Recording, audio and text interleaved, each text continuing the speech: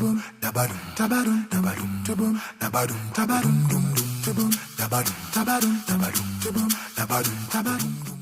listening to the Soulfire Inspiration Podcast. My name is Webby, and I'm doubly glad that you're on the other end listening in. That means, of course, that you made it safely into 2021. What's good? What are your expectations for this year? Or are you afraid to dream, hope, or aspire to anything this year because that's kind of what you did in 2020, the very beginning, and then the year went the way that it did? Well, if that is true for you, then you're not alone, really. You're not, because I don't think anybody wants to feel like as if their plans were upended or like they were snookered into a situation they would have never signed up for. Well, that's life also. You know, a lot of the things that happen, we never sign up for. Some of the things that we would otherwise categorize as inconveniences or difficulties, unnecessary difficulties, or unwanted situations. We don't sign up for these things. We don't go like, yeah, I'm looking forward to all the challenges and all the difficulties and all the upsets that I'm going to experience in this coming year. We're always just looking forward to good, better, best. We're always looking forward to that breakthrough, to that opportunity, to that advancement, and so on and so forth. We rarely ever sit down and say, you know what, I'm also looking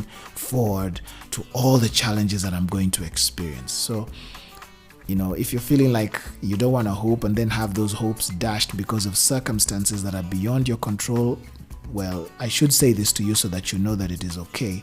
It is okay. It is okay, because at the end of the day, there's no way that you can know what is going to happen in the days to come. The truth is, you don't even know what's going to happen in the next 10 minutes of your life. But the beauty of life is being able to learn how to trust in the against the backdrop of all that uncertainty. And the one thing that we can always put our trust in is that God's plan for our lives at the end of the day will always prevail over everything that we experience and everything that happens around us. It may cause our lives to change significantly. We may end up facing what we would otherwise call tragedies or unwanted circumstances.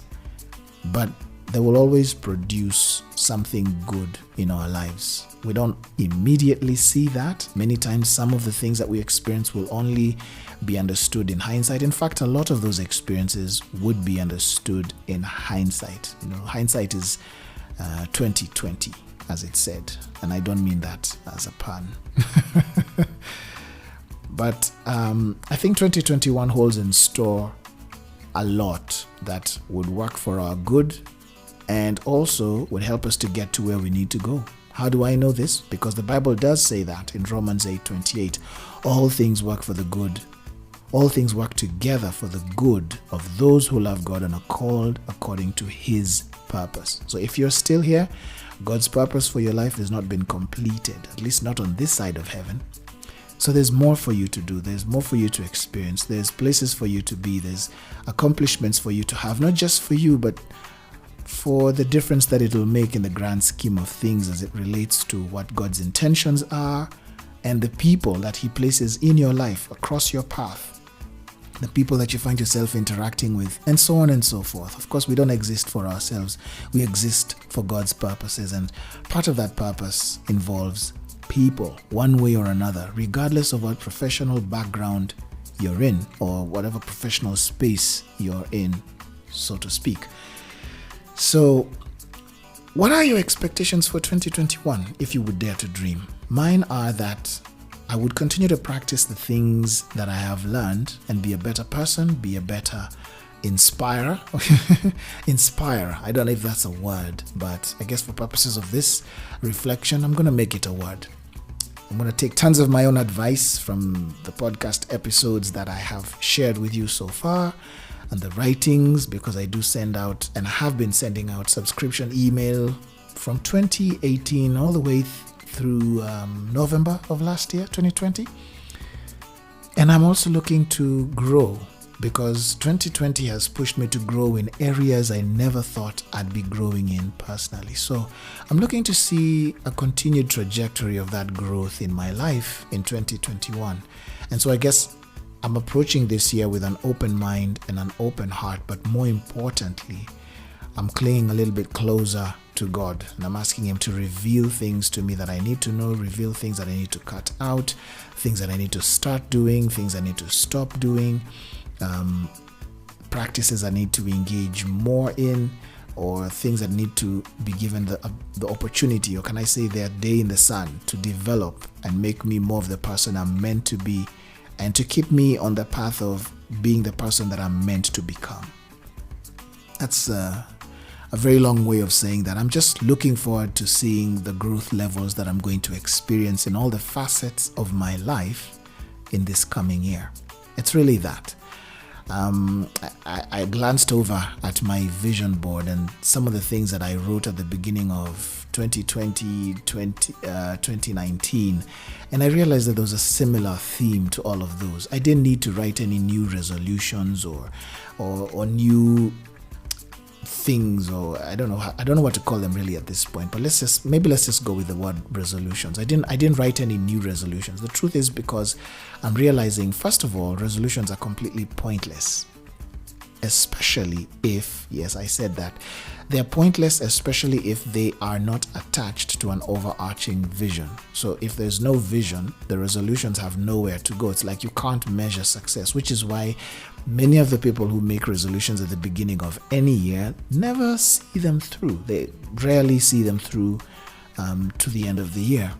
But if you have a vision and you have something that kind of anchors down or governs your activities, your decisions, your interactions, and so on and so forth, then you have a much better chance of achieving that vision if now you break it down into the resolutions that you would need to make, the actions that you would need to take to achieve those visions. So resolutions are pointless if you start with them, but if you end with them, then now they make sense.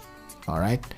So I looked at my resolutions, or rather, can I say my vision board, and my expectations and my outlook, and I realized that a lot of the things that I put down were things that would need to progress over time, and I couldn't necessarily quantify that time into 1 year, for example. You know, another thing about writing resolutions is we tend to think that those are things that we should accomplish or will be able to accomplish within the span of 1 year. But what if some things will require 2 years or 3 years to really bring full circle? I know for one that I don't always think about it like that. I don't always think about things that I'm going to bring full circle in just 1 year. I just write it because I think that if I don't write something down and I don't put it in a certain place where I can see it, or if I don't have something to remind me that there's something I'm supposed to be doing, then I'm very likely going to fail. Well, that's not the only way to fail. I can also fail if I don't stay committed. I could write it down and not follow it, and that's still a fail, you see.